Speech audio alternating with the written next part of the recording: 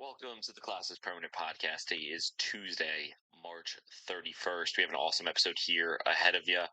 We will be getting into some of the news from the international break.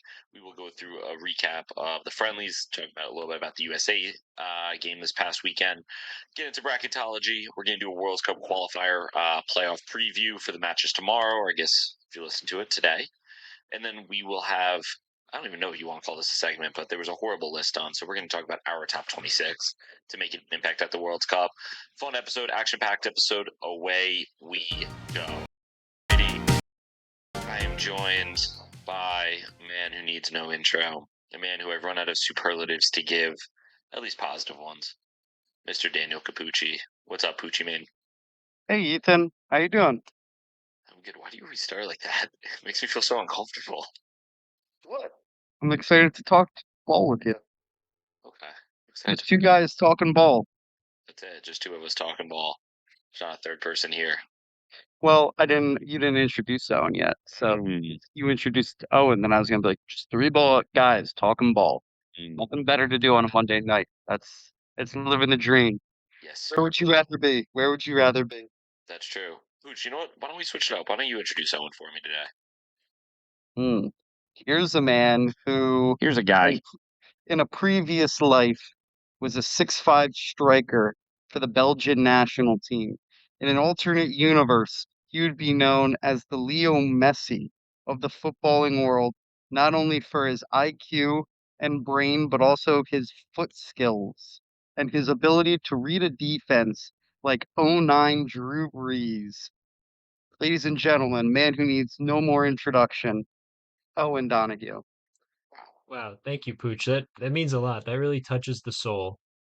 Thank you for saying so many kind words about me. That was insane. Good stuff. Yeah, I guess we'll go around the room. Pooch, how's the shoulder? Where are we at right now? Dude, it's actually fantastic. The weather was 70 degrees today. Yep. I really wanted to go for a run, didn't against doctor's orders. Where we're at. So technically it feels great. It's just certain movements, like angles, that it feels like my arm is gonna break off, which is expected because it's been in a sling for Right. the last 5 weeks. So PT is going well. Arm can go above the shoulder. Shout out John McCain, doing better than him. What? Crazy shout out. Shout out McCain, man. I mean, if we're gonna get political, I feel like he's a good man. Maybe he was across Great the aisle. man. Yeah, different side of the aisle than me, but I would shake his hand across the aisle to hang out with him. Yeah, I mean, a little difficult to shake his. Yeah, okay. It's crazy. Yeah. So yeah. Besides that, it's going well. I think that my goal of mid-May to be good is looking strong right now. Okay. The only thing that I could see causing a impact to that is if I tear it again, which is on top of mind every single day I go to PT. When they're putting my arm at different angles, and I'm like, I don't think I could have done this before I tore my labrum. We probably shouldn't be trying this now.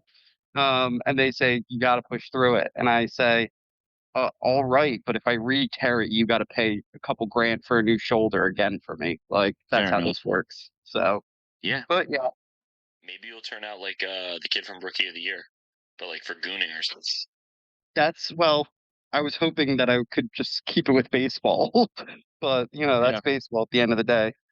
Baseball and gooning. Owen, what's going on in your life? Owen has been hard at work trying to figure out how to make this podcast look more visually appealing, getting video going.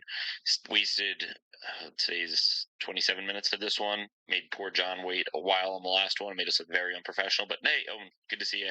How is everything going? Goody. If you're watching on the YouTube, welcome. I hope it looks great. It's only going to get better as the episode goes on. Because as E said, I put a lot of blood, sweat, and tears into this. Whether you guys appreciate it more than him, I guess we'll see. Hopefully you do. The bar's pretty low, but it's a pleasure to be here chatting with you guys. Owen, I'm proud of you regardless. I just have to keep your head I got to keep your head small. I can't let you get too big because then you're going to go to a bigger podcast than us, and then it'll just me and Pooch trying to figure it out, you know. And we'll have to get Brett back, and that'd be a problem. So, alrighty. All right, the fellas are doing well. Let's get into it here. Starting off with the news that's come out over the international break, and we're going to start with Arsenal. Pooch, I think it's been 9 players have left the Arsenal, have left their national teams from Arsenal to return with mysterious injuries. Takes on this? I mean, I don't know what mysterious injuries you're talking about. Also, I would like to point out every single team has done this. Man City used to do it in their title charge. Liverpool has done it in their title charge. Let's not forget Liverpool players also took PEDs during one of their title charges. But let me just read it out for you. Martin Odegaard has been out for 2 months. Okay, he didn't make it. Timber did not play, did not go. He was hurt before the international break. Declan Rice was carrying an injury going into before the City game, Carabao Cup. So when he got to England, the English medical staff, the England national team medical staff, sent him home. Kai Osaka has fatigue. Once again, the English medical staff sent him home. Madueke got hurt. Zubamendi hurt. Hincapié hurt. Eze hurt. And then Max Dowman was sent home from his PE lesson by Steve, the supply teacher. The overlap could possibly do a whole segment on it. Who knows? That's the latest report I got. You guys should probably have an injury crisis then, because you just mentioned Hincapié is hurt, Eze is hurt. Yeah. Zubamendi. Okay, so we shouldn't expect to see them start at the weekend. No. You don't think any of them will start? You think they will not play? Based on this guy, who's a pretty good knowledge source, Eze won't play. Hincapié probably won't play. He actually may, if anything. Zubamendi will not play. Madueke will not play. Saka will not play. Rice will not play. Timber will not play. Although Timber may play. And Odegaard may play, but I would expect Odegaard and Timber to be on the bench. So out of all the guys that are currently hurt, I would expect Hincapié to be and that's because Calafiori is playing 180 minutes over 3 days. Sure that you guys injuries and a lot of players leaving camp. All good, no problem. Let's go to the other side of North London. Tottenham are close to appointing De Zerbi. This is all I've been seeing on my feed. The initial reports were that he didn't want to come until the summer and make a decision then. It seems like Spurs have thrown an absolute bag at him and going to make him one of the highest paid coaches in the Premier League at a team. I do think he's a good manager. I just think he's like it's very similar like Antonio Conte, that you better strike gold early. He's extremely tactical, and he needs players of like a certain technical floor. I just don't see this appointment necessarily working. But at that point, like, I want my team to stay up, so I'm just going to back him. He didn't have to come. And we signed him on supposedly we're signing him on a 5-year deal, which is kind of insane. That buyout at the end, if they do sack him, is going to be nuts. But, yeah. On the outside, worst case scenario, signing De Zerbi for a relegation run-in. Like, if we're being honest, I don't know if he's ever had a relegation run-in, and the fact that you're going to be throwing him to the fire, and like you said, he's such a tactical manager, you don't need a guy that's a tactical manager. You need a guy that's going to get you points. He's going to go in there, like, I guess, tomorrow or the next day, and be like, all right, you guys, we're going to play a 3-4-1-2. I want my fullbacks inverting, doing this. My center, the players there are just going to be like, can we just play a 4-4-2 and like, get wins? Like, we need 3 points. We don't like. To me, it seems like it's going to be one of those things where it's like 3 weeks from now you're going to have 3 losses, and it's going to be like, why did we appoint this guy? Like, I still think West Ham will be doing worse at that point than you guys. Thank you. But it'll be like, we should not even be in this situation. Bring in Big Sam, bring in Sean Dyche, have you play 4-4-2, and just pick up points. The problem is, it seems like, so I think Sean Dyche was someone that they were interested in, and the reports are that he'd only come on an 18-month deal. And I think for someone like Dyche, Spurs were like, we're only going to keep you until the summer. I honestly think that they probably went for De Zerbi. De Zerbi told them no unless XYZ conditions, which are probably a ridiculous salary, and no matter what, I'm here for the next 4 or 5 years unless I'm relegated. Guys in there. And then they probably circled and said, you know what, that's fine. We understand that. We'll come back to you in the summer. They went through. They got Tudor, who was the kind of what you're talking about, who's just a set the team up, play a certain style, just try and get results. It didn't work, and obviously, I would also say I think if what happened with his father didn't happen, his father passing away, I think there's a better chance that he's still the manager, transparently. But I think like he mutually walked away from the club. So I think there was a little bit of like, all right, like you're not in the headspace to just naturally. I don't know if his father had been like battling a disease or something and this was expected or not, but regardless, like horrific. But yeah, I agree with you. I mean, De Zerbi is not the manager that I think I see getting us out of this, but he's who I have.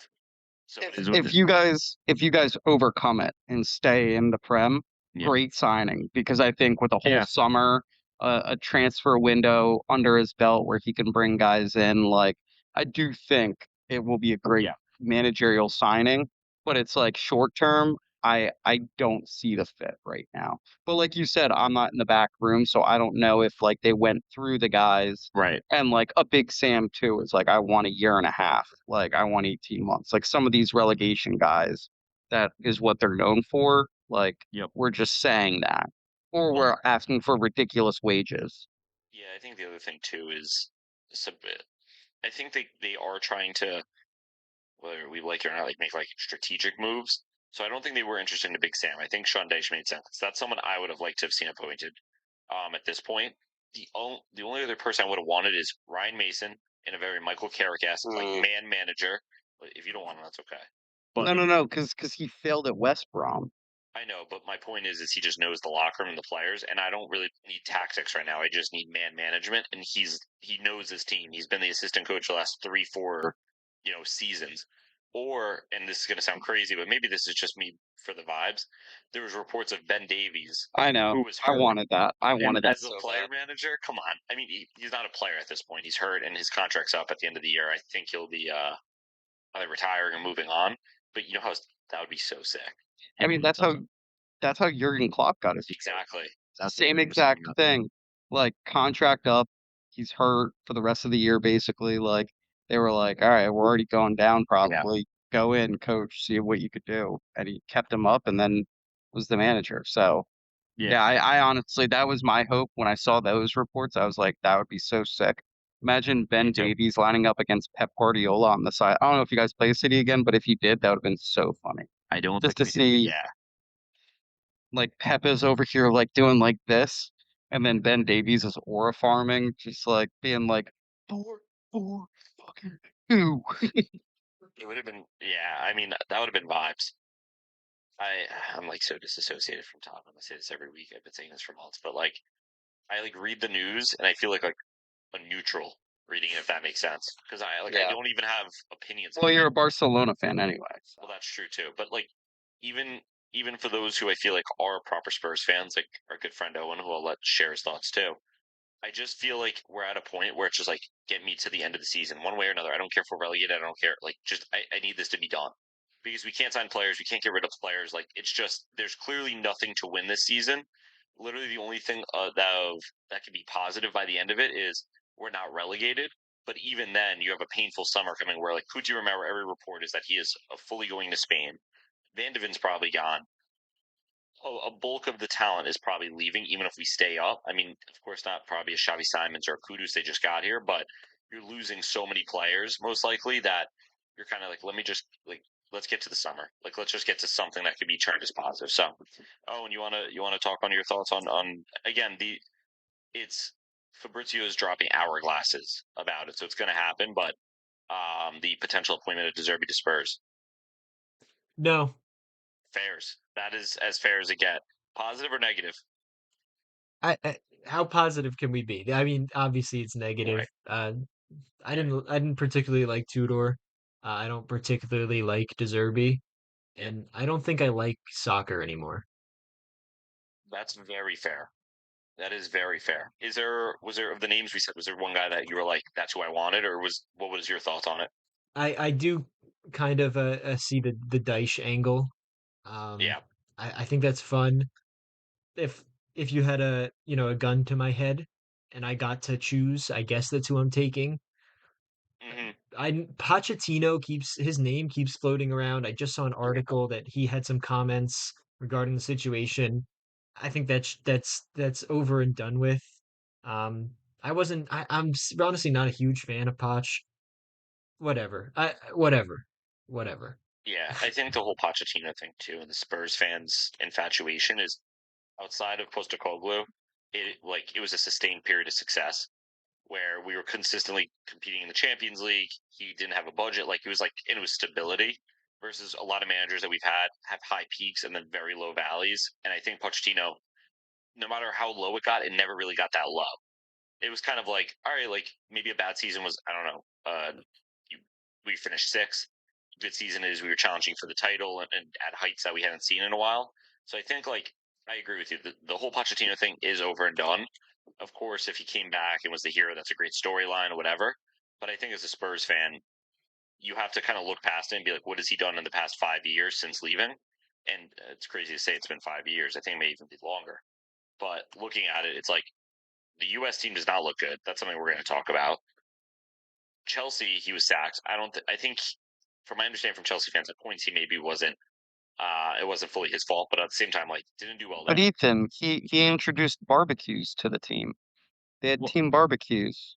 Is that You know, it was always Okay. yeah, it was like the I didn't big know that. thing in the summer. It was like Pochettino has introduced team barbecues every Friday To with introduce. staff with the staff and players to help build camaraderie. And it's like every Chelsea game Yeah. is like it's so good to see something like this. We haven't had this ever. Like this is awesome. And then 3 months later, they wanted his head on a pike Yeah, outside of wherever. dude had carne asadas and changed all their lives. Yeah. He brought the halal cart from New York City. They were like, "This is the best thing ever." New York City halal is a different beast, man. That shit's good. Yeah, it's awesome. So gas. Yeah, let's keep it pushing here real quick. I have seen that the head of African football CAF, he has resigned amidst all this. Pooch, you have more details here? Our chief AFCON expert. I mean, he was just corrupt as all corrupt could be. Yeah. He was a man who really brought down the Confederation. People underneath him, and then like kind of working. I forget the guy's name, but remember the guy that told Mane to play on. Like those guys have basically been running CAF. So hopefully maybe a bit more respect can come to the is it a federation or Yeah. is it yeah no to the is that We- the federation? What are you referring to? Well, isn't it United States Soccer Federation? Yes, it's USSF. Yeah, yeah. So the continental game. I don't know the exact soccer term that they use, but hopefully a bit more respect can come with his leaving. And we don't have moments where they're stripping Senegal of the title and giving it to Morocco. So Yeah, I mean, again, we've spoken about this. We spoke about it during the cup too. Like, as a neutral or someone that doesn't care, it's hilarious.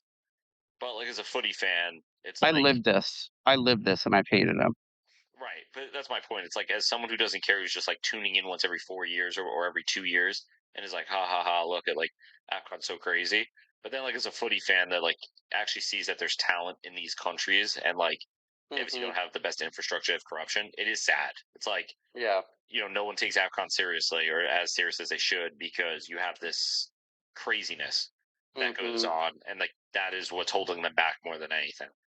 But yeah, something I saw there. Another piece of news I've seen heavily on Barca Twitter, and I think it's starting to make its rounds. Fabrizio tweeting it. Maybe our first marquee signing of the summer. Going to be happening maybe soon, maybe confirmed before the summer starts. Alessandro Bastoni is heavily linked to be leaving Serie A and joining FC Barcelona. Nuts. Did not think that this was something that would actually happen. He felt like Mr. Inter. He was actually someone that a couple years back when we had Antonio Conte, I really wanted for Spurs. It's like left-footed center back, made sense, back three, Italian. So I guess one way or another, I might be getting my Bastoni. But I don't know, exciting. From an Italian league perspective, this actually makes a ton of sense because Inter, for all the players that they have zero money. And I think we discussed this a few weeks ago when they got bumped out by Bodo, where it's like he's one of their only valuable assets where they could get money back for him and put it into different parts of the squad that's super old squad.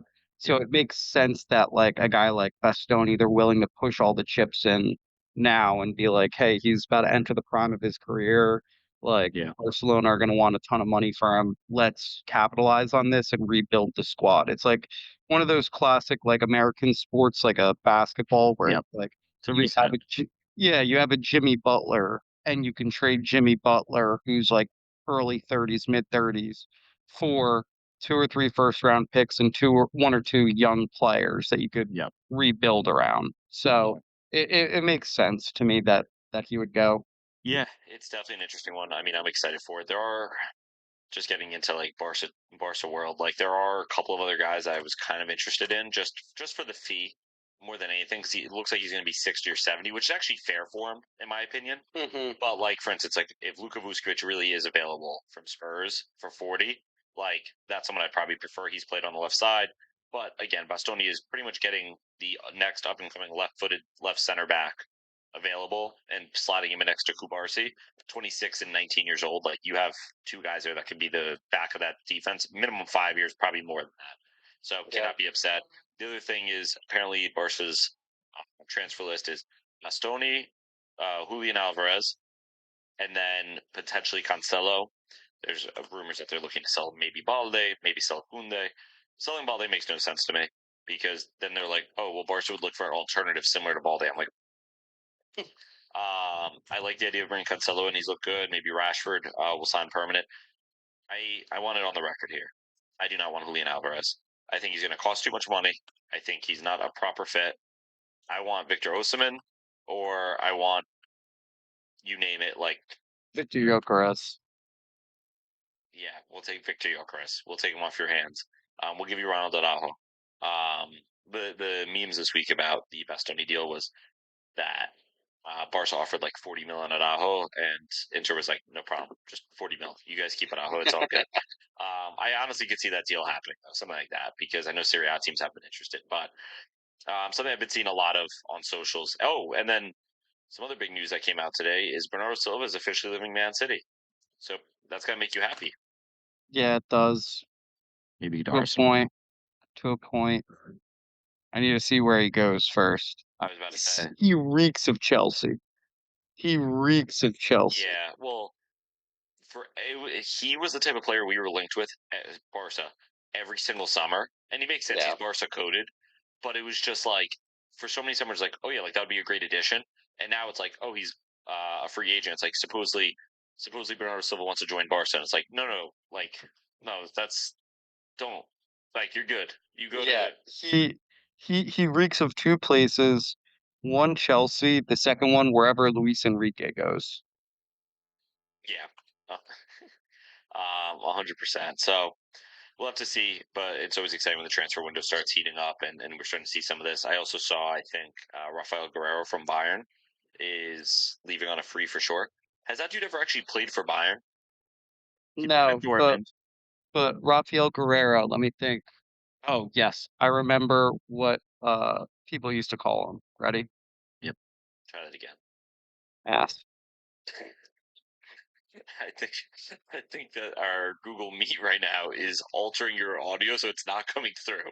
So Pucc made a fart noise for everyone listening. Yeah. But if you're watching on YouTube, you probably saw it. Maybe felt it.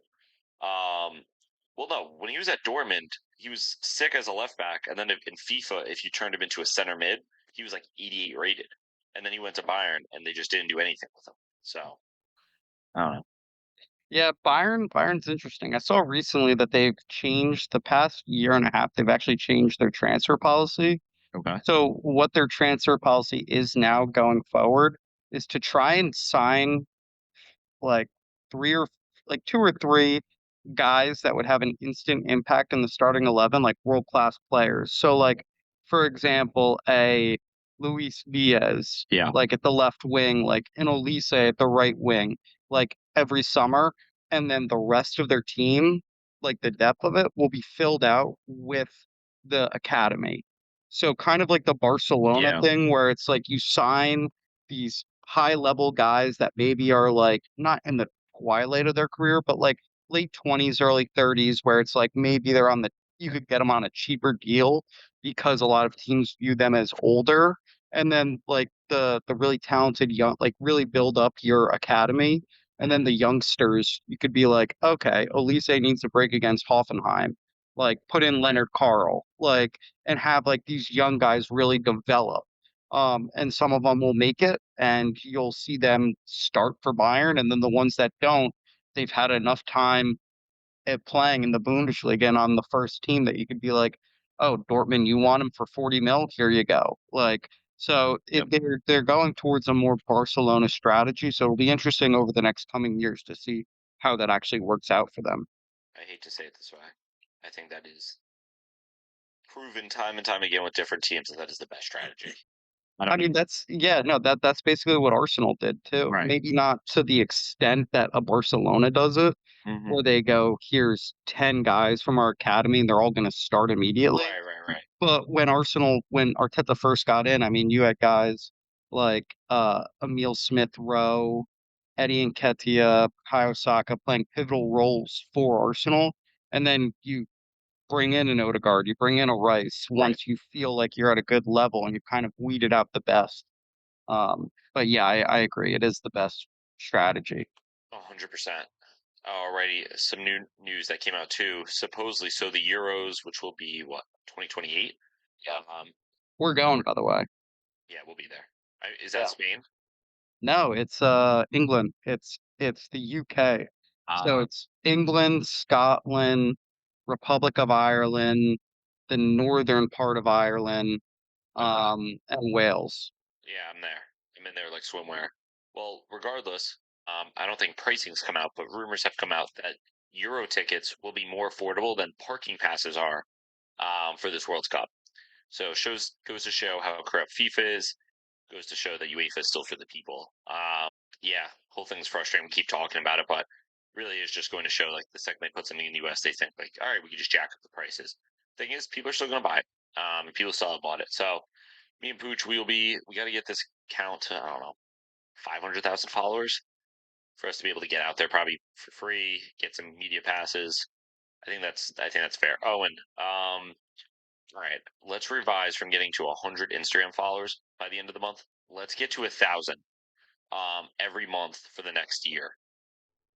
Okay, so and then and you can cheat. You could buy bots. Yeah, no. I'm not opposed to buying bots. Wait, Loki, why have we not done that? Yeah, it seems like the right way to go about things. If anyone has a bot connection, legitimately send it to me. But we don't want to pay for it. Yeah, whatever's most affordable. Find me a good bang for your buck. But we also want good bots. We don't want like OnlyFan bots. Pooch is nodding his head. Bot's a bot. Bot's a bot. Someone put that on a quote card. A bot's a bot. Daniel Capucci. Yeah, and then finally here, we can talk a little American ball. How's your guys' brackets doing? March Madness, some big games. We have the Final Four set here: Michigan, Arizona, Illinois, and UConn. My bracket is actually pretty good. Both the teams I had in the final game are still in it. Michigan, UConn. Okay. My only issue is in my bracket for one of the I guess regions, I had Wisconsin going to the Final Four. So how did that happen?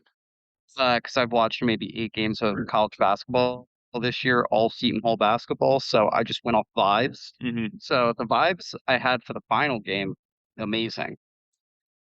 Okay. But the Wisconsin pick was horrendous. And then on the flip side, I think I've watched maybe 4 games, so I don't know if I have the best knowledge of this. Owen, you gave us a thumbs down. Why was that? Yeah, I had a Duke Michigan final. So, yeah. Fade Owen. Yeah, vibes are low over in the Owen bracket department. Someone who's pretty historically good at making March Madness brackets. So at least I have one of my finals still in there, but no, that one hurt last night. And Yeah, it's tough. that was outside of, I'm thinking probably UNC Villanova when Chris Jenkins hit that three. That might be the most insane college basketball game I've ever seen, or at least March Madness game. What about March Madness? Okay. Yeah, I'm talking. And for those that did not watch, go watch the last 5 seconds of UConn Duke. Go What a watch the shot! second half. Well, right. But I'm saying you could 100%. You should watch the second half. UConn fought all the way back, but just saying you can watch the last 5 seconds. It was sick. Really, just watch that last shot. That was nuts. Can I just add? I think that there should have been a technical on that final play, and Duke probably should have gotten an extra point. Like So the Hurleys, had no, because they had a player that wasn't. Did you not hear the Duke call? The No. Duke broadcast of it, is the funniest thing ever because he sounds so defeated. He's like, and it goes in. Oh, there's a technical. He's on the court. So and so's on the court. And just going nuts, thinking that one of the players on the bench ran onto the court. The guy was playing. The guy was on the court, and he thought he was on the bench, which is even funnier because he's calling the game. He ran on the court. He ran. No, he was one of the five guys on the court. If you haven't listened to it, listen to the Duke final call of that, broadcast of it, and it is so funny. That's good stuff there. Well, with that, unless you guys have any other news, if not, I think we can get into. We'll just talk the USA game. We don't have to talk about all the friendlies, but any other news here, fellas? Then let's talk a little bit about this international friendly, the USA versus. Alrighty, USA versus Belgium. The USA loses 5-2 versus Belgium. I'll give my quick initial thoughts on what the rest of the group kind of hollow. So this was the US's. This is the final camp, yeah, before the World Cup. Yeah. Yep. Yeah. So I mean, for me, and when it comes to the Pochettino stuff, we spoke about Poch a little bit earlier. I actually mentioned this today to someone when I was coaching. I've kind of taken a step back and giving any judgment, and I was kind of waiting for this camp. This camp was for me was his whole process genius or idiotic, and I say that in the sense of was he kind of just calling up random players during these camps and just getting a vibe, and then he was going to make this camp like his final one. Based on the starting 11, it felt like it. But then Christian Roldan came back into the game, and I forgot he was even called up. If I am Mauricio Pochettino, I would have slagged off the U.S. and taken the Spurs job before Tudor did. I really fear what we will look like at this World Cup. I think our starting 11 is competent. I think the depth isn't, and I just don't see the vision. I don't know. And I mean, we lost to a good Belgium team 5-2. Felt very disorganized, very messy, and this is not a team that feels very cohesive and very strong heading into a World Cup that you're obviously hosting and have very big expectations for. That being said, I'm going to take a step back here and let Mr. Capucci share his thoughts. So my thoughts are, I think you are a little too reactionary. I do think we actually outplayed them in that first half. I mean, it was 1-1 heading into halftime. We had two big chances. They had none. I actually think we played pretty decent that first half. And then obviously, like you mentioned, Christian Roldan comes on at half, which I get, but if we're being honest with ourselves, he's not going to make the final cut. Tyler Adams, if anything, would be the coming into that Christian Roldan Are role. we sure he's not going to make the final cut? Well, think about it. That he might make the final cut, but if Tyler Adams was fit and able to go, he would have been coming on at the 46th minute, not Roldan. Right, but I guess my point is did we leave people at home for Christian Roldan? Do you know what I'm trying to say? I don't know. I understand what you're trying to say, but I don't think we should take too much into account that second half, especially considering the fact that two or three of the goals came after we made mass changes and basically brought on a whole new team. And like you said, our starting 11, I think, could compete with anybody in the world. Maybe not anybody, but I know a majority outside of the top 5 teams in the world, we can compete with anybody on any given day. If it was 11v11, no subs.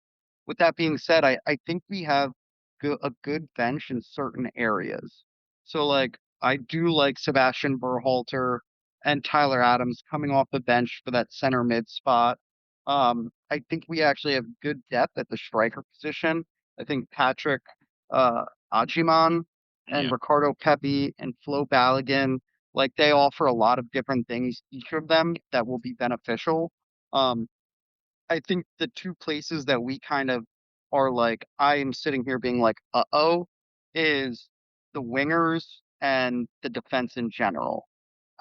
First of all, I don't think Matt Turner's up to par, which stinks because I like 4 years ago, he was really, really good. I just don't think he's up to par. I think we have to really think about what we want to do with Tim Weah because he can play both fullback and winger. But what is he that like he's just one of those guys where it's like he's good at both, but he's not like he's never excelled at either. And then center back, like I love Tim Ream. I just think he's so old. And then Mark McKenzie is another guy where you're like, so like Miles Robinson maybe. Well, I mean, at the end of the day, it'll be Chris Richards in one of those spots. He is obviously the lock-in. You're really finding his partner, I think, is more so. But yes, I agree with you. Yeah, I just think like the wings are mainly like the center mid or the center attacking mid. It's probably going to be Malik Tillman starting, and I'm more than okay with that. I think he's probably our best option there. But like I do also like having the Gio Reyna. I just wish he played more. I like having like Brendan Aronson's had a fantastic season. I think he'll probably get on the flight. But I think if anything, this game showed us like some of these guys probably shouldn't get on that flight. And like a guy like Max Arston, who I think is decent, but probably should not be getting on the flight. Like a Roldan probably should not be getting on the flight. So I think if anything, like I wouldn't read too much into the score. Like on the first glance, a casual person that like maybe doesn't watch the game will be like, "Oh, we're gonna suck. Like we're gonna be really, really bad. Like we're gonna get grouped." No, like if I think people need to kind of let's just calm down. Belgium's like a top 10 team in the world. I don't agree with that ranking, but technically they are. And 3 out of the 5 goals came once we made all the massive changes. So yeah, as you say all that, I looked at the squad, kind of calmed down, and I think I agree with you. I just think the vibes. I think there's something that's and I think that's part of the issue. And it's not. It really does have to do with the fact we lost 5-2 to Belgium. I think it's the fact that like, all right, so if Roldan's not going to be part of the squad, I get it. Maybe you throw him in it for a last camp. But it's like I want to. I don't know. I guess what I'm trying to say is I want to have a clear vision of what this team is going in. It could be like, you know what, like maybe we're weak in this area, but if we can just overcome it with this, and it doesn't feel that way. It doesn't feel cohesive, and that's kind of my. I guess where like I'm like I don't. For instance, the funniest part too, by the way, is like you have Weston McKennie playing as a right mid. I know he's doing all different crazy things for Juve. Tim Weah is playing as right back. I almost see them as flippant. Like I'd almost flip that because you can have Weston then tuck in, right, as like an inverted fullback, and Weah play as a proper winger. I don't know. I mean, at the end of the day, they got to figure it out. You also have that kid Freeman, who I'd never really heard of until he made the move to Villarreal. I mean, I don't know how much he's playing there, but he might be able to get some minutes in. And then, it's just kind of funny. And for me personally, maybe this is some of my bias coming. I think Matt Freese has to be your goalkeeper. He does when he plays for NYCFC, he doesn't make mistakes. He's probably not the best on the ball in the world, but he is also not risky on the ball per se. And on top of it, like he's just prototypical. He's tall, he's long, he comes up in big moments. I just feel like maybe this was Pochettino giving people a last chance. I think that's I think like a guy like Roldan and Turner, it was more of that where it's like, hey, this is your last shot. Like you're on the cusp right now. Yeah. Like I need to see more. So Morris didn't play. I know, but I'm excited that he made it. Like I remember his name from years ago. Yeah. But I don't know. This team also I think they are beholden to the pressure that they have because for the last decade, basically, we've been told 2026 USA Soccer coming out party. And from everywhere for the past 3 years, it's been semifinals or bust, semifinals or bust, like basically saying like that's what like we should be aiming for. So every little mishap along the way feels like a monumental loss. Yep. Where it's like, if we didn't put so much pressure on these guys, like, we're nowhere close to an Argentina, a Spain, and England who have been doing this for 40, 50 years.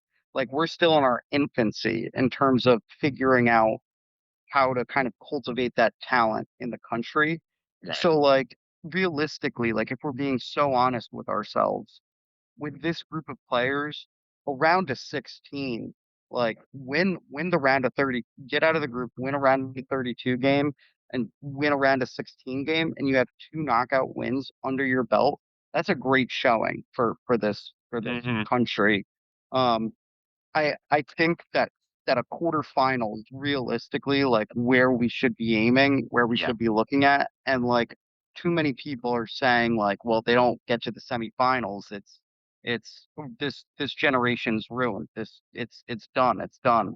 When you look at it, and we have like a guy like Pulisic's 27. Next World Cup, he'll be 31. Like, he'll still be in the team. McKinney, the same thing. And you have younger players like a Balogun will be in the prime. Like Tillman, 23, he'll be in his prime. Yep. Cardosa, same thing. So it's like Tessman. Like, you have guys where it's like, this isn't really our final form, if anything. Right. It would be the next World Cup is where you're sitting there and you're going, okay, if we can get to the quarterfinals this year, then the semifinals is on the table the next World Cup. Well, I think the other thing is we have really fucked up the development of this team with the way that we handled, like, bringing Greg back again. And just, like, the way that they've handled this has really fucked up the development where this should have been the World Cup, where I'm not saying it had to be semifinals, but we should have had a clear vision. Like, and I talk sometimes about, like, Canada and some of these other squads. Like, Canada's ready for this World Cup.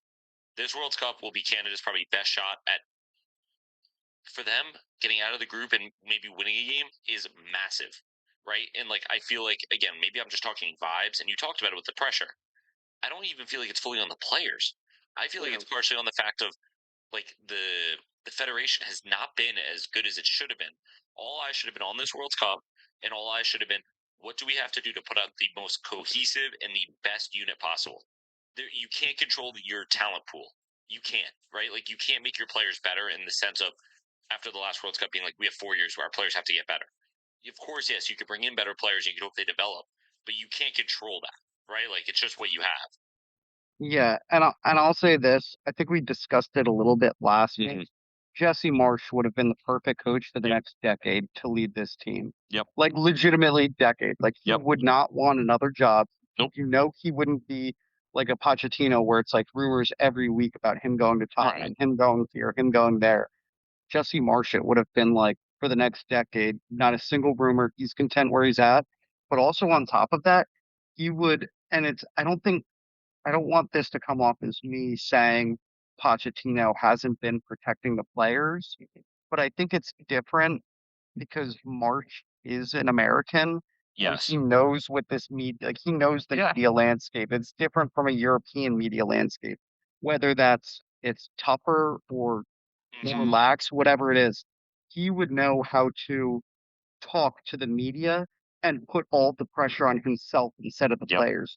It feels like, just going off what you said, where it's like there is a lot of pressure on these players to perform so well. And a guy like Jesse Marsh would make sure that none of that gets back. Like, it wouldn't be like, can Pulisic, McKennie, and Adams do it? It would be, can Jesse Marsh even lead this team? What's Jesse Marsh doing? How come he's doing this? Instead of like, Pulisic hasn't performed in the past 3 years for the U.S. Why is that? Why is Tim Weah not good enough right now? Like, instead of us sitting here saying all this and being like, Roldan, how come he's a part of the squad? It would be like, why is Jesse Marsh putting Roldan on in the 46th? Like, I don't know. I know it's just different. It's less pressure because Pochettino has such pedigree that in the American soccer mind, you're sitting there and you're just like, he knows better than me, so it has to be the players. Whereas Jesse Marsh, you're like, oh, it's Jesse Marsh. It's his fault that these guys aren't performing. Yeah, we could talk about Jesse Marsh for a while. My point on him only will be, I agree with you, and I just think, again, I heard his assistant coach speak in a small workshop. I don't know if I've said that on the pod, but I've definitely talked to you guys about it and off air and all that. It was just so clear the vision. It was just so clear the vision and just so clear the expectations and just so clear, like, this is how we play. This is what we do. We're not the best team on the field, oftentimes talent wise, but you will not outwork us. And like that, I think the best U.S. teams in history have been those that, you do have Landon Donovan, you do have a Clint Dempsey, who you have one or two stars, but the team is like, we're probably not the most talented team here, but at least when we put on the jersey, everyone at home is going to feel a pride. And I'm not saying that this team won't do that, but that's something that this team has struggled with, is finding that. And I don't see Pochettino as being the guy to make them into warriors the way that Jesse Marsch would. Jesse Marsch being an American, Jesse Marsch being able to say, when you put on this jersey, this is what you represent. We're going to press high up the field. We're going to play what is it called? Rock and roll football. We're going to try, we're going to like essentially win a fist fight here.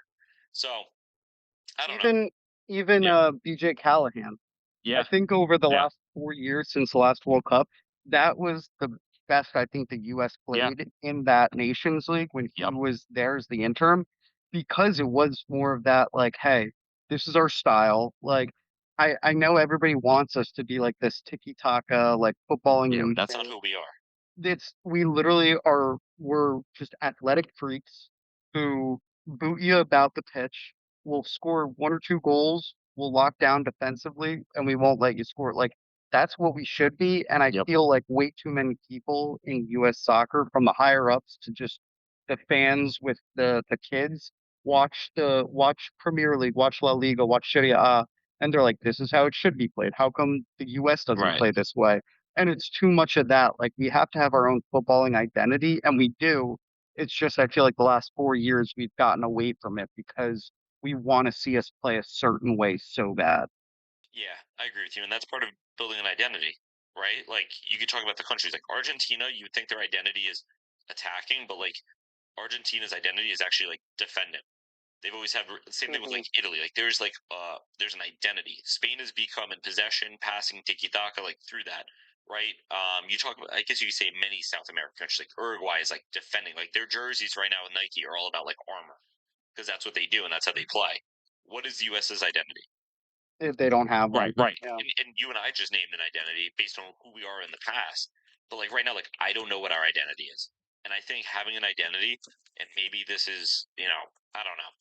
I think having an identity is so important to every single team. I need to be able to walk out on the field and know at the end of the day, maybe we're not if we're, say, defensively focused, we're not going to outscore you. That's not who we are. But I know that us as a unit are going to lock arms and like, you're not going to score on us. Like, that's just who we are. It doesn't matter. And I mean, you see it with everything, like college basketball, even UConn. UConn's identity is winners. They go onto the court and like, there was no fear in them at the end of that game. That kid didn't shit his pants. He hit a shot and it wasn't like, obviously it was a huge celebration, but it like wasn't a surprise. It wasn't like, oh my God, UConn won. Like they were like, yeah, we just stuck in the game. Right. And it's the same thing. Like, depending on who you are, like there's a certain expectation, a certain way to play, and there needs to be an identity that the coach sets. So my point here is I don't know what Pochettino's identity he has set, but I think someone like Jesse Marsch would have brought a little bit more of an identity for the players to back and everybody who goes into that camp to be able to say, hey, okay, even though I haven't been at the last 2 camps, I know this is what the team's doing. I know this is our identity, and this is how I have to play. That being said, we'll leave the U.S. talk. We obviously are going to have plenty of time to talk about that. Do they have another game or no? Was it just the one? They do. Tomorrow they play Portugal. So by tomorrow you mean today, right? Tuesday? Yeah. Cool. Just no Ronaldo though. I don't think he's allowed in the country yet. Yeah, well, that's actually honestly more scary, because that Portugal team is pretty deadly. But that'll be another good test. I just want to see something where I can go, okay, cool. Like we got a decent squad. We have cohesion. In a perfect world, I would want them to start basically the same exact starting 11 they did against Belgium, and not make any substitutions until the 70th minute. Like, let the guys play 70 minutes as a unit, see what we have, and then bring in your subs and let it be like, okay, like, here we go. The one thing I'll say about Cardoso is, if I'm not mistaken, he went back to Atleti today. I think he's hurt. Did he? Yeah, so I think that was because, again, I think he picked up a knock. So that makes sense why, it says he has a muscle injury. Why, whatever happened. Yeah. Yeah, but like honestly, this team isn't looking like they're not a bad looking side. Like Mhm. when you look at it, I like Tanner Tessman. First off, I love Tanner Tessman. I think he's been a really underrated player for years. Why we haven't called him up more Yeah. will always kind of annoy me because I think he's really good at what he does. So I think having kind of a three of him, Cardosa, and Adams is actually really, really solid. And then you Mhm. add McKennie into that mixed in the center mid, Tillman, Gio Reyna, Brennan Aronson. If you want to play a little bit deeper, I'm sure he can. Like our midfield isn't bad. Like I mentioned, like I don't. Oh, and how's Diego Luna been this year? Because I know he kind of popped off last summer, but I haven't heard a peep recently. I think he's been battling injury. Okay. Dude, what are big percentage wise? Give me your opinion on his chances making this team. He's making the team, I think, 99%. Okay, so like a guy like that's perfect coming off the bench. It's like he's the perfect like Yeah. winger replacement in the 65th when you need a goal or a little bit of energy. Perfect. Like we have pieces. Like we already mentioned the strikers. Yep. I just think it's like you said, like it's just that cohesion of that identity that we don't have. Like, Yeah. we have the players to make a run to a quarterfinals. Um, but I don't know if they'll gel in time. So I Right. think that'll be interesting. I guess that was the point, and you just said it. Will they gel in time? Because we have not seen, like, I have not seen this team play enough together where I feel like they even know each other well enough. And of course, yes, like Pulisic's played with McKinney for years, and like, but in like their positions, right, where they're learning each other because you don't really get a lot of time, right, like in between. I'll Yeah. also say this. It sucks where we are in terms of the globe because all of the Right. South American and the UEFA, like the European teams, like the European teams especially, they have to play really challenging games in the Nations League, really challenging Yeah. Euros games. The qualifications to get into those are tough. For the US, it's like all we look forward to besides the World Cup is a Gold Cup. And honestly, as a No. player, I wouldn't care. Like if I'm a Pulisic, I don't want to go to the Gold Cup. Right. Like nobody wants to go to the Gold Cup. If I was in charge of the federation, they're saying, Dan, you're in charge. Congrats, Dan. My number one thing would be sign us up for the Copa America for the next 40 years. Like legitimately, Yeah. No. make I a get what you're deal with saying. them. Be like, hey, you can use our stadiums, like everything, Yep. all of that, like for tournaments, whatever you want. Let us play in the Copa America for the next 40 years because that will help grow our game more. Because every 2 years, you're like, okay, we have to ramp up for this major tournament. And we're not just getting invited, we have to do the qualifications too. So, you want to know what? If we don't make the qualifications, we're not playing. Like, Yeah. That's the funny part about Copa America. I don't even think they have a qualification. I know the minute I said that, I was like, they don't have qualification. Well, the other thing is, it's like 9 countries in South America. So I don't Yeah. like. I don't even think for the World Cup they have a qualification.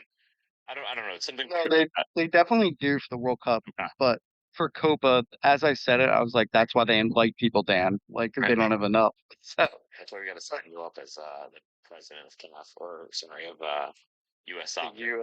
US if I was president of U.S. Soccer, 2034, we win the World Cup, guarantee. Quote card that one too. Let's get that Yeah. on quote card. No, I think the other thing U.S. Soccer could probably do is like, I guess they already do this. I was gonna say is maybe host their own tournament in off years where they invite a couple of teams. I don't know, but like no one's gonna do that. The thing is, like, you look It's at a really no team off like years either. Yeah, you look at a team like Argentina, like they constantly have to battle the Brazils, the Right. Colombias, the Ecuadors, the Chile when they're good. You look at the Europe, like Spain has to constantly battle Portugal, England, Germany, Italy, like all these big nations. Yep. Who do we have to battle? All we do at every continental tournament is go, okay, so we have to go through either Canada or Jamaica, or in the off chance Honduras, and then we have to play Mexico again. Like Yep. that's it. That's every couple of years. It's like, all right, just get through like the small nations that we know we're going to just destroy, and then it's Mexico. Right. So it's like we have one game that maybe two that we're like we have to focus up. These other countries, it's like for their continental tournament, it's like man, if we don't pay attention during the group stage, we can get grouped like very easily. Yep, I'm totally with you. All right, well, we'll talk a lot about the U.S. I know we said that already once, but let's transition then into one of our favorite segments that is coming to an end. I don't know if this is going to be the final one, maybe one more at the end of the week. Bracketology. Dun, dun, dun, dun, dun, dun, dun, dun. Alrighty, it is time for bracketology, and you know what? I'm going to take a step back and toss it to the big man, to Mr. Owen. What did you put together for us today? If you put something together, that smile tells me Oh, you put something daddy. together. Oh, daddy. This man put nothing together. You know, Ia, I'm glad you said that so I didn't have to say it. Yeah. So we won't be doing bracketology. Let's move in to. We'll do so. For those that did not see, this is awesome. This is why we're the best soccer podcast. It's such a cloud, man. Let's move. Wait. Let's just do a quick mental math bracketology. Okay, let's do. Oh, this is bad podcasting. No. It's Players not. you want to get a beer with. Players you want to get a beer with. Perfect. Who's your one seed? My one seed would be George Best. Yeah, all right. On the other side, my one seed would be. Let's just go one seed. Where's one seed? Would be. Thinking. Still thinking. Micah Richards. Okay. Counterpoint, does he drink? I have no idea. Oh, and can you confirm or deny that? I guess I'll look it up. Thanks. At least you can do. It's a good podcast. There's nothing that says he does or doesn't, so it's probably safe to assume he does. Okay. Yeah, he drinks. Fair. All right. My point for George Best is you're not just gonna have one pint, you're gonna have multiple pints. You're gonna get him talking about the stories of the old days of when he used to like hang out with the Beatles. He would find the best looking women in Manchester, go out on night on the town, all of that, and then you would sit there and you'd say to him, "Well, we should do that right now." And next thing you know, your one pint turns to about 45, and you're on the floor of a club in LA, and George Best is there living his best life. Just a wild night, one to remember. You go back, tell the boys, and nobody believes you. So that's why I'd choose George Best. Okay. Fair enough. I'd go Micah because I couldn't think of anyone else who was funny off the top of my head. He's gonna laugh really loud. That'd be great. I think George Best wins though. I don't. Okay. And I would be like, oh, Micah, like has like Thierry Henry and Kate Abdu ever hooked up? And I think so. Oh, especially after a pint or two. Yeah. Yeah. Yeah, a few honorable mentions, I would say. Sure. One, Peter Crouch. Okay. Peter Crouch would be good because he's so tall that you could just poke, and he seems like a jolly guy where you could just poke fun of him all night, and he wouldn't really get upset. And I feel like he'd neck a few pints. Yep. Another one, I toyed with this one because he has allegations of doing bad stuff when driving. Wayne Rooney. Yeah, that's right. Why didn't I choose him? No, Yeah. low key, like he might be Wayne- like a little bit of a dickhead. Yeah, Wayne might get you into trouble. How about? Oh, I have a good one. John Murphy. John Murphy, great one. Great one to get a pint with. Great one. Let me think. I would get a pint with Clint Dempsey. I feel like Yeah. he'd have good stories. Definitely not Landon Donovan. I've No. really disliked Landon Donovan over the past couple of years. I've disliked him ever since we missed the World Cup and he was wearing a Mexico jersey and that comparison. It's like, dude, you can't do that. Trying to think. There's definitely like three other names that I have. Buffon, although I feel like that wouldn't be as fun. I feel like that would be like like literally like you're going to get a pint and that's it. Like that pint will last 4 hours. It'll be great conversation, but you're not getting up from the chair. And every single time the waitress comes over and is like, "Would you guys like another beer?" He immediately just goes, "No, we're good." And you're like, We're good. "Come on, GG, come on." You know what? I feel like if I could get Kara and Neville in the same room, that'd be fun. Yeah. Those two would be good. Roy Keane, Great one. Pino. Although Low key, like I feel like I'd order something and he'd make fun of me. I know, no, you would be the butt of it's the opposite of Peter Crouch, where you Right. poke one of him. Like Right. anything you do, like you'd like cross your legs to sit or like whatever, Yep. and he'd be like, What are you crossing your legs for? What are you doing? It's not too bad. Bale. No, Bale. Grealish. Grealish would be Jack Grealish, yeah. Would look like he's never heard of him. Well, I thought you said Mike Grealish, and I was like, who the fuck is Mike Grealish? I feel like he'd be on a blinder. Dele Alli. Dele Alli. Yeah. He'd go on. Yeah. The only issue is you'd end the night doing balloons. That's no problem. Ain't no problem. What about PK? Yeah, he'd be a fun one. And he's got like some decent status to him too. Oh, Ronaldinho. Yeah, okay. R9, like, I mean, just that Brazil, we have to name our, like, you'd be in a favela somewhere, and then the next morning, it would be like The Hangover Part 4. Like, oh my God. Your mom would be calling you, and she'd be like, where's he? Or she'd be just like, where's Ethan? Where's Ethan? And we'd be like, I don't know. We have to find him, and we're just in the middle of a favela. I have the R9 haircut. Yes. I lost my shoes, but I'm wearing flip-flops. Yeah, what are those flip-flops called? There's a certain company that makes them. I think they're like Javinas. Oh, no. Yeah, I'd be wearing flip-flops. You'd have the R9, but also like how they do the hair, where it's like highlighted at the top. Oh yeah, it would be phenomenal. I'd have like a Richarlison. Yeah. Richarlison wouldn't be a bad one either. He'd be probably one of the best people to have back you up in a fight. Yeah. He not because I think he's necessarily the best fighter, but he is just like deathly loyal. Like he's just gonna come flying in out of nowhere. You know what I mean? Like you don't really want him against you. What about Patrice Evra? Patrice Evra? Yeah. That was a joke, right?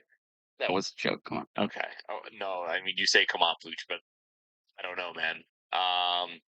No, I'm good on Evra. I mean, we let's go through the general list. Ashley Cole. Would you have? No. Never. Unless I could smash. Actually, yes. Because then after the pint, I'd start a bar fight because I'd smash it over his head. What about managers? I feel like Jurgen Klopp would be awesome to get a beer with. I feel like he would too, but I have a sneaky suspicion he's probably not fun to get a beer with. Because the minute you start talking, like the conversation would have to not be footy related. Yeah, but I feel like that's kind of guy.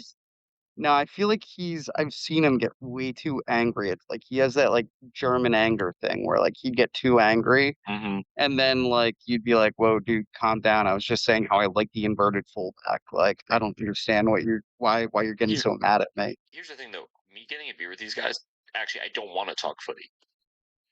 That's true. Yeah. Well, some of them I would. Like, I would want to talk, like, not like I don't want to go over tactics. Right. But like a Neymar, I'd want to be like, how do you do this? How do you do that? Like Ronaldinho, what is this about? Like, was it really as fun like playing and then doing this like afterwards? I just feel like, yeah, I mean, like with Klopp, like I wouldn't want to talk about his tactics because I could watch it like any masterclass or any game and learn that. Like I'd just be like, I don't know, tell me about funny locker room stories, or like I don't know, like I would just kind of want to vibe with him. Same thing with like Carragher and Neville. Like I'm not gonna be like oh tell me like your thoughts on right back. Like fuck that. I'd be like I feel like who used to get the most smashed up after games, and I'd be like, you know. Yeah, I feel like, and I'm looking at my map right now. Like the Italians would be way too laid back, and it would literally be like, hey, do you want to grab a pint? And they would just be like, yeah, I'll grab a singular pint, and that's it. The English, I think, would be, it's either hit or miss. Like a hit in terms of like, we're gonna have the best night ever. Like we're gonna be having down in a couple pints, like singing songs, all this. And then the miss is like you're ending up in jail because you got into a bar fight with Frank Lampard. Like, you know what I'm saying? The Germans, I think, would scare me too much. And I've drank with them before. French, I feel like they maybe might be a bit standoffish. Okay. I would think the best would be Eastern European. Yep. Because they seem just like such a fun vibe, or Iberian Peninsula, where like those kind of areas, I think you could have a really fun night and like with those players or managers, and it would be like the only caveat to that would be I would not with Pep. Pep to me seems like I would like the minute since we're not really talking footy, he would just be like, "There's so much pain in the world, and we're sitting here having a drink. What are we doing?" And I'd be like, "Dude, I mean, it's just a Peroni. Like, we don't have to. It's a cerveza. Like, come on." Pep's fit would just throw me off. He's always wearing some weird shit. I would just kind of be like staring at him, and I don't know. And then he start talking about his divorce. Yeah, And exactly. like, And you're just like, brother, it's just it's a cerveza, brother. He'd be like, all right, talk to me about 4-3-3 again. And then you'd have him right there. That's the only guy that you want to talk footy with. No, it would be great. Have a beer with Pucc List. Yeah. He would be just vibes. The Australians are vibes. We had NYCFC, one of the guys I worked with, he was part of the architecture team for the new stadium, and he'd come from Melbourne. And man, we were just chopping it up. He came up to us at a happy hour. Right? Someone was leaving, and he came up to us. He's like, "Hey, what's up, mates? My name's blah blah blah." Like, "Hey, nice to meet you," whatever. And he just like as if we had known him for years. He just like walked into the conversation. Awesome story about a couple years ago. I think it was like the Melbourne Derby. I don't know where the fans ran on the field, and they were having a whole issue, yada yada. Tells the story as someone who's working in the stadium, like the experience he was having, whatever about that.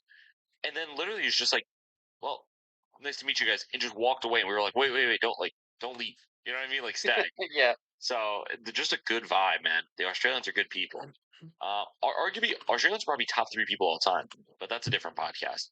Yeah. That's my top 3 people of all time. Yeah. I'd probably, yeah, obviously. I would say I would go with Australians in no order. Australians.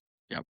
I would then put probably the Irish up there. Okay. Understandable. And then third, I want to say the Brazilians. Okay. That's fair. I mean, it's your list. No problem. I'm going to put Filipinos, Australians, and why is that funny? The bigger you came in with just, I'm going to put Filipinos. Filipinos. Just no nonsense, right to the Filipinos. Let me tell you something, man. I've known many Filipinos in my life.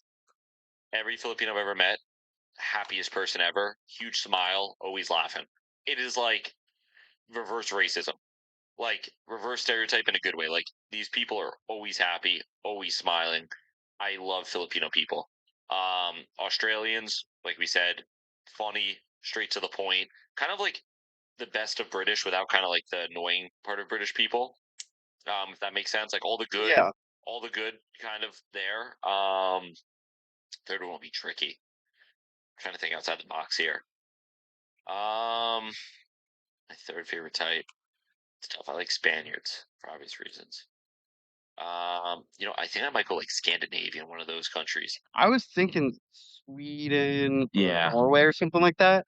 But I also feel like they're so kind of reserved sometimes. Yeah. Which is a good thing, but like they're like, I don't know. I like a nationality that's a bit more outgoing, like you mentioned, Australians, Brazilians. Brazilians are just such a fun-loving people. Like I think you honestly have to put them in the top 3. Yeah, I'll go Brazilians. I'll go Brazilians for the vibes. So that's good. Yeah. Oh, and anything you want to share on this topic since you didn't make a bracketology and me and Pooch just spitballed for 20 minutes? Great spitball, by the way. Oh, terrific.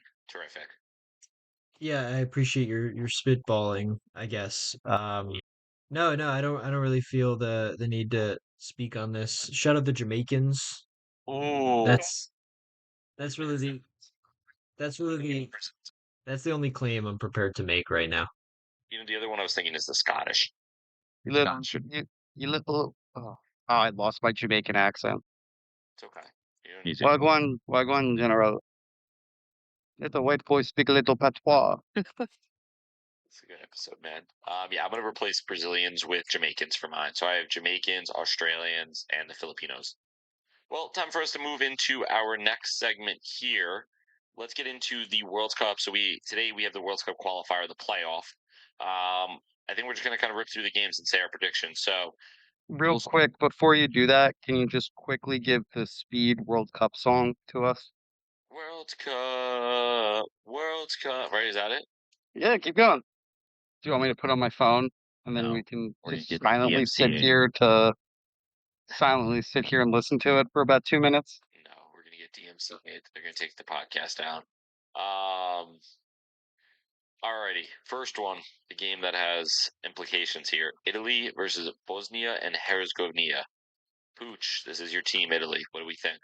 Yeah, first up, I think all games have implications going forward. But Italy, I think this game scares me. This is primed for an Italy loss. I don't know where they're playing. They're playing in Bergamo, no? Oh, again? Oh, maybe I'm wrong about that. I think they are. No, you might be right. No, they're playing in Bosnia. Oh, they are. Oh, I didn't realize that. Yeah, that scares me a lot. So I have to back Italy, but I just wanted on the record that this game scares me a lot, especially now I know it's in Bosnia. Yeah, I think the bad juju comes from the video that came out. I think it was Vicario and a couple of the other guys celebrating when Bosnia beat who they beat. Albania, Serbia. No, they beat Wales on pens. So when they beat Wales, there's a video of Vicario celebrating. It looks like the players. That's just bad juju. I swear to God, that's gonna come. If Vicario's the one that ruined, it's gonna come. Because he was dancing on Bosnia, that's gonna kill me because he's not getting any game. He's not even the backup. He's getting 0 game time. Well, Vicario's just making sure that Calafiori isn't in the Ballon d'Or race. Because that is something that's going to happen. Is Calafiori is going to win the Prem? He's going to, if Italy make the World Cup and win the World Cup, but if they win the World Cup, it's going to be, should Calafiori be a top 5 in the Ballon d'Or like Jorginho was years ago? So Vicario's just looking ahead. Yeah, I mean, it's tricky.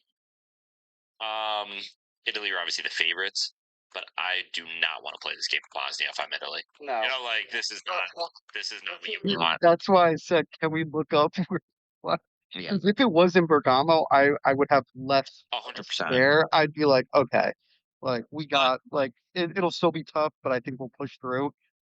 The stadium capacity is 15,000, and you know it's going to be 13,000 Bosnians and Herzegovinians. It's going to be a lot of whistles going on during the game. Yeah, I just think low-key, the only thing that might help Italy in this is the Italian players have so much pressure from Italian fans that not playing at home actually might help. Yeah, that's true. Because if Italy went down 1-0 early or something, if it happened in Italy, I feel like you'd hear whistles and that, and that would be devastating. I mean, they did at halftime of the last game. Right. Exactly. Also, I'm pretty sure that Buffon is the assistant manager to Gattuso, the national team. That's awesome. Yeah. Let me look it up really quick. De Zerbi might be bringing Nesta with him to Spurs, which would be insane. Good. Yeah. Just funny. It's like, what is Alessandro Nesta doing at fucking Tottenham Hotspur, man? Okay. Why do people ruin their legacies with us, dude? So Gattuso not only has Buffon, so Buffon is actually the goalkeeping coach. Okay, makes sense. As his technical coaches, he has Bonucci and Bargazzi. So he literally is just like every single player that has ever done anything good for the Italian national team, you're going to be my coach. None of these guys, like Buffon, Bonucci, and Bargazzi, have 0 coaching experience. There's 0 coaching experience on that staff. Management. It's literally just, we've won it. We're going to grab you by the collar of your jersey and force you to win this game. Which, fair enough. I'll do it. I'll take it if it happens. If you're Italy, you can't miss 2 World Cups in a row. You can't. This would be the 3rd. Would it really? They missed 2022. They missed 2018. Oh, they missed 2018. I can look it up right now. They definitely 2018. They also missed. Oh my God. I don't think they've been out of the group stage since 2006 when they won it. 2014. That's insane. Grouped to Costa Rica and Uruguay in 2014. 2010, they definitely got grouped. They got grouped in Group F. Paraguay, Slovakia went through, and New Zealand finished on more points than them. So they finished dead last in 2010. They have literally their last knockout game in the World Cup was the 2006 World Cup final where they That's insane. I didn't realize it was that bad. Yeah, yeah. And not making, you can't miss 3 straight World Cups. Everyone at the federation needs to be fired if that's. I mean, I don't know if they already have, but they've blown it up multiple times. Yeah, it's just a whole mess. But yeah, they are definitely talented enough on paper to, they're a top 15 team on paper without a doubt, without a shadow of doubt. Like maybe a top 10. So this is ridiculous. Let's move on to the next game. We'll obviously be keeping an eye on that Italy game. Czechia, not Chechnya, but Czechia, for those listening and care, versus Denmark. This is a tough one. I think initially my mind goes to Denmark. The only thing, though, is I actually think Czechia might be better than I'm giving them credit for.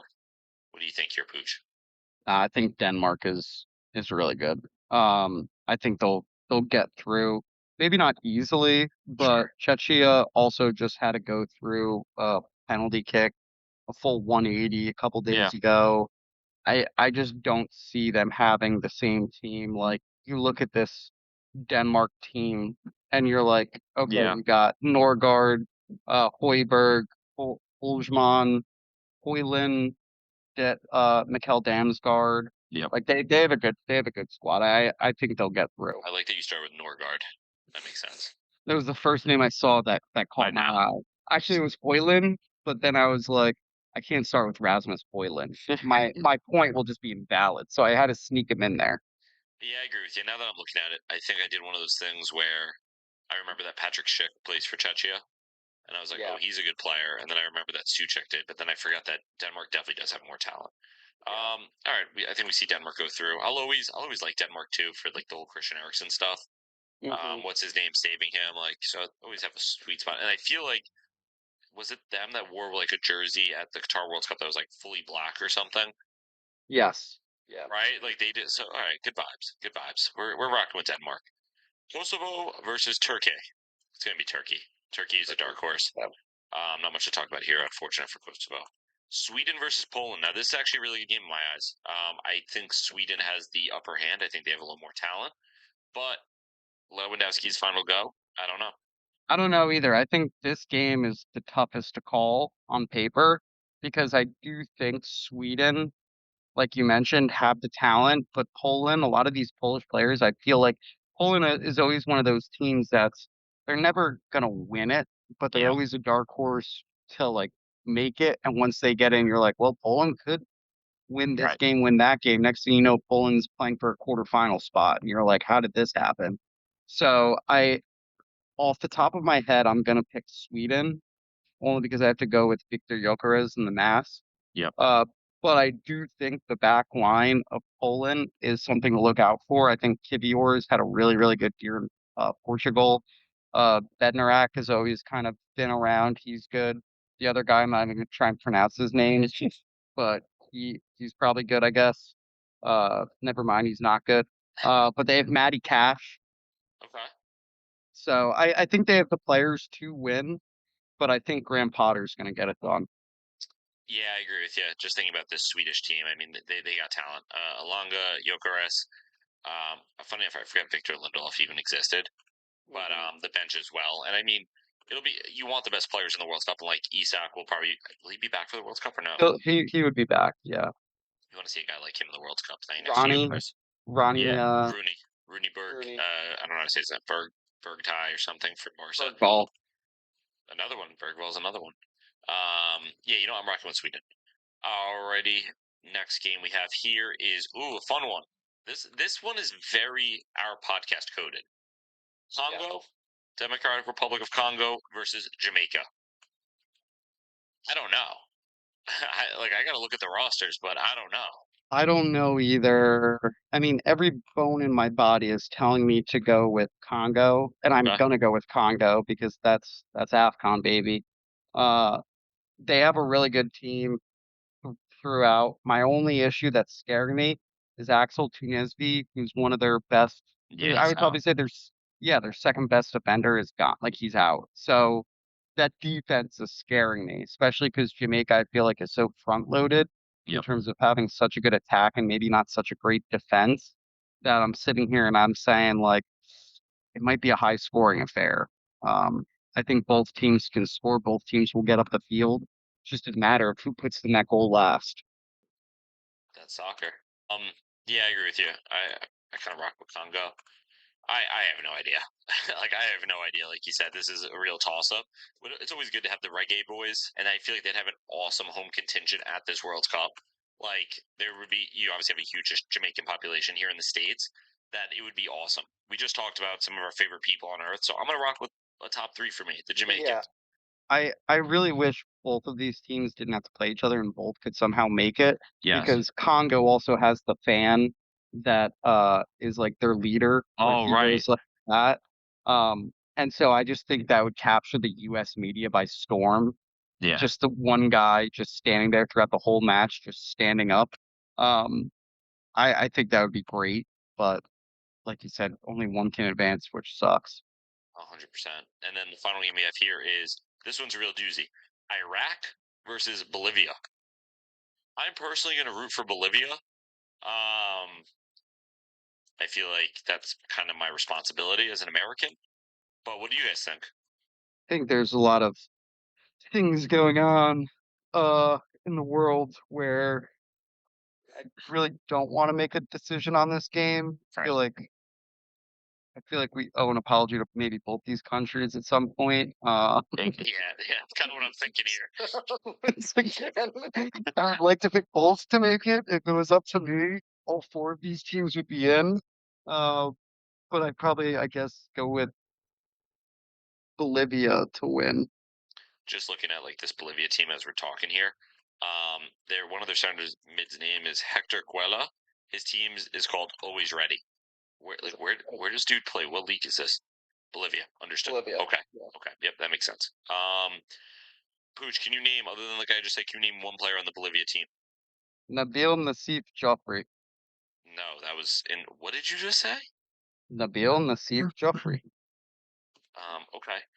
Let's look at the Iraq squad. Can you name one player on the Iraq squad? Ali Hamad. Give me a second to say. Yeah. Well, it's Hamadi. But yeah, he's on the team. All right. Hey, guess what? That's baseball. It's one of those episodes. I haven't had to say that in a while. The fact that you thought you could get me with both of those teams is wild.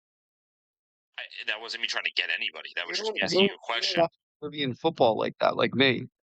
You're not always ready. No, you're not. Pucc, you're right, man. You're not always ready. You know, Pucc, I'm gonna give you the crown. You're the king of Bolivian footy. You're a true Bolivian footy knower. All right. You know, you should go down there. We should maybe put some boots on the ground. Double pause. Double pause. The second pause political. First pause just a pause. I think Pucc is confusing Venezuela with Bolivia. Aren't they next to each other anyway? Dog, I don't know. You're the one who has a huge map in his room. That's true. Oh, and thoughts on everything we just said?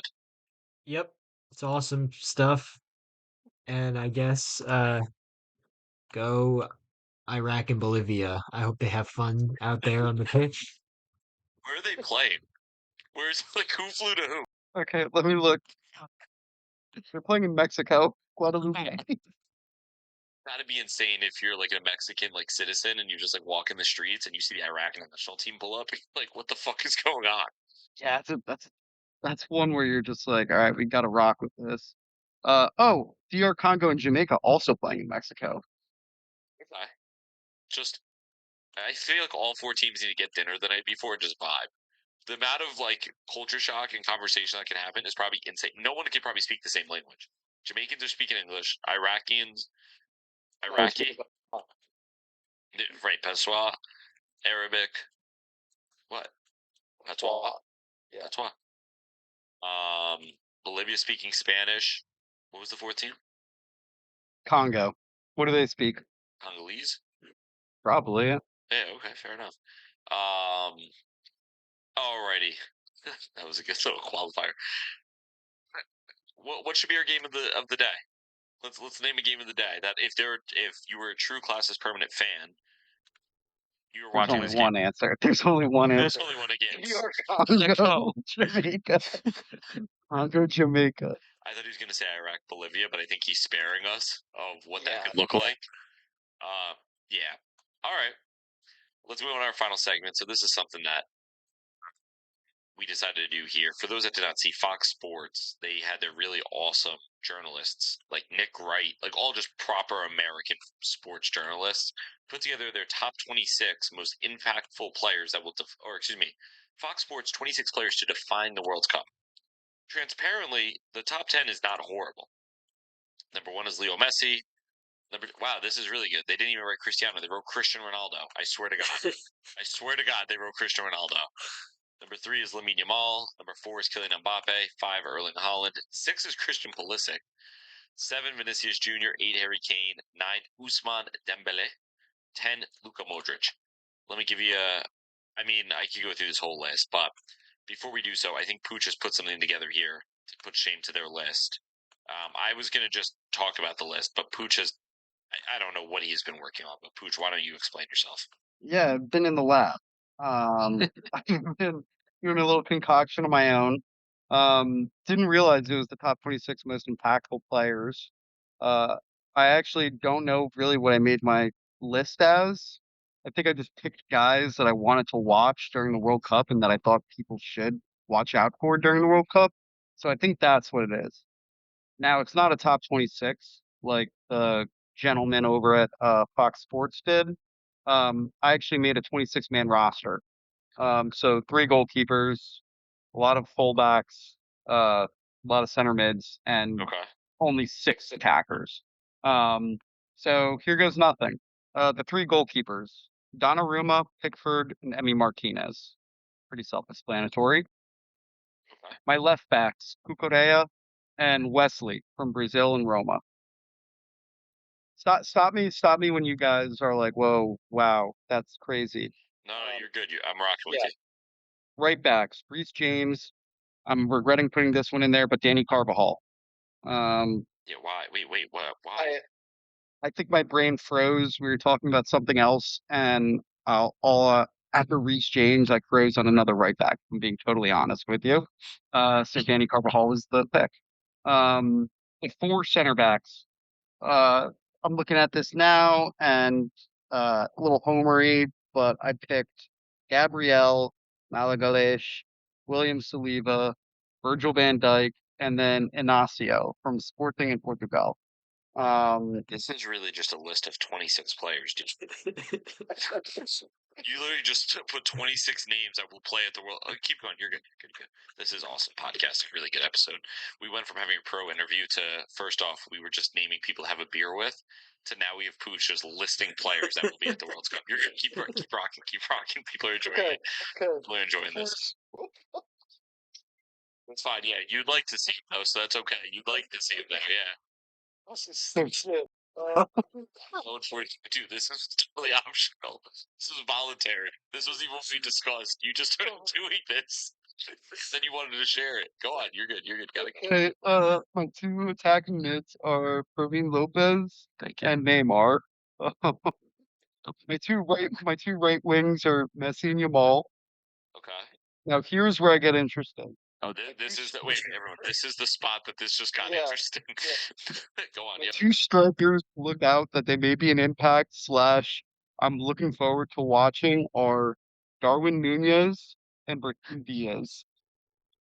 For 2 separate reasons. If you want me to explain, I can. If not, I can move on to left wing. I think we're good with left wing. Let's keep going. Okay. 2 left wingers, Marcus Rashford and Antonio Nusa. Okay, I see that with Nusa. That's exciting. Yeah. Rashford is also Rashford, just an icon. Go on. Okay. Well, that was the team. Yeah, so I don't really know. That was 26 men. That was 26 men. Technically 25 because the comedy's not. Do you want to replace him? No. I forget who I had originally, Des, but it was definitely somebody just more basic. And then I was like, oh, Jesus would be awesome here. And then I just put him down because I really like watching the comedy play. Yeah. So my initial thoughts here. First off, thank you for sharing your 26 players that you, I guess, are an enjoyer of. Plus, you're going to make an impact. They're also potentially going to make an impact at the World Cup, especially McTominay. I thought that was awesome. My thoughts are just those are 26 players for sure. You definitely found 26 of them. 25. Yeah. Who's going to be the manager? I didn't think that far into it, but if I had a pick, it would be Carlo Ancelotti. All right. Owen, thoughts on Pucc's list that we've requested, I guess. Yeah, I don't know what you're expecting me to say. Smiling. Smiling like a dog when he brings it back, and you're like, congrats, I guess. I don't know what you want me to do. Yeah, that was awesome. Will show up in the final product as sad, frail, and embarrassing. So it's just crazy where this podcast has gone. I don't think I can find a better spot for us to end this. I think this is as good as ever. So, Pucc, you have anything else you want to share before we close this thing out? Back with a better 26 next week. Don't worry about it. Don't worry about it. Enjoy the spring. Enjoy the weather, man. Don't worry about it. On Thursday, and I'll have a Friday, and I'll have a better list. I cannot believe that I asked us to talk about the 26 players that will make an impact to make fun of the Fox Sports list. They mocked us. They mocked us, and we had. I think our list is better. My list is better. Don't say our. Don't say our. Also, real quick, I just want the listeners to know, I thought we were doing a top 10 countries. Pucc wanted us to just list our top 10 countries today. There's not a lot of football and content going right now. I already erased it, so I don't even know. You erased it? You don't even know your notes? It's in the notes app. I had Senegal at 7. That's all I know. This is like you taking Wisconsin to go to the Final Four. No, but I know ball. I know Senegal is going to show up. Have they qualified? Yeah, of course they qualified. Okay, just confirming. Oh, and you got anything to share with the fans before I wrap this up? no, not really at all. I hope you're watching this on YouTube right now. I hope it made it this far. That means there weren't any critical fatal errors that prevented it from being uploaded to the YouTube. So if you're here looking at our three faces right now, that means everything has gone right. And if not, fair enough. Class is permanent. Form is temporary. Enjoy the matches. We will see you guys soon.